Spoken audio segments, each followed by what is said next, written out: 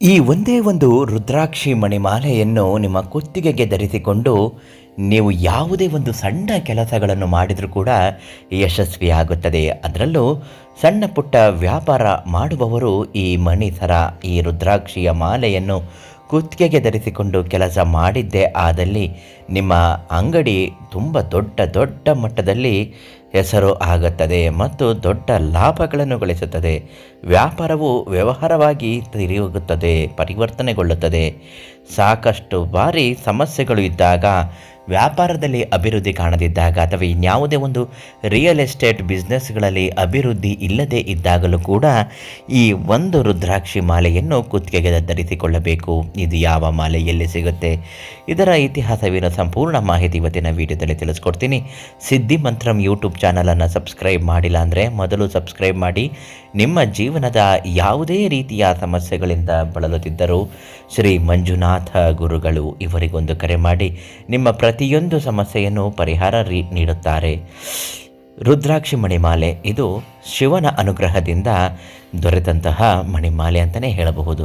ಹಿಮಾಲಯದ ಸಾಧು ಸಂತರುಗಳು ಈ ಮಣಿಮಾಲೆಯನ್ನು ಉಪಯೋಗಿಸಿಕೊಂಡು ಸಾಕಷ್ಟು ರೀತಿಯಾದಂತಹ ಪ್ರಯೋಗಗಳನ್ನು ಜನರಿಗೆ ಆಗಲೆಂದೇ ಧರೆಗೆ ತಂದು ನೀಡುತ್ತಿದ್ದಾರೆ. ಅದರಂತೆ ಶ್ರೀ ಮಂಜುನಾಥ ಗುರುಗಳಿಗೆ ಕೊಟ್ಟಂತಹ ಈ ರುದ್ರಾಕ್ಷಿ ಮಣಿಮಾಲೆಯಲ್ಲಿ ಹಿಮಾಲಯದ ತಪ್ಪನಲ್ಲಿ ಕುಳಿತು 36 ದಿನಗಳ ಕಾಲ ಹೋಮ ಹವನ ಮಂತ್ರ ಘೋಷಗಳನ್ನು ಹೇಳುತ್ತಾ ಪೂಜಿಸಿ ತಂತ್ರಿಸಿರುವಂತಹ ಈ ಒಂದು ರುದ್ರಾಕ್ಷಿ ಮಣಿಮಾಲೆಯನ್ನು ಕುತ್ತಿಗೆಗೆ ಧರಿಸಿಕೊಳ್ಳಲು ನೀವು ಅವರಿಂದ ಕೇಳಿ ಪಡೆದುಕೊಳ್ಳಿ.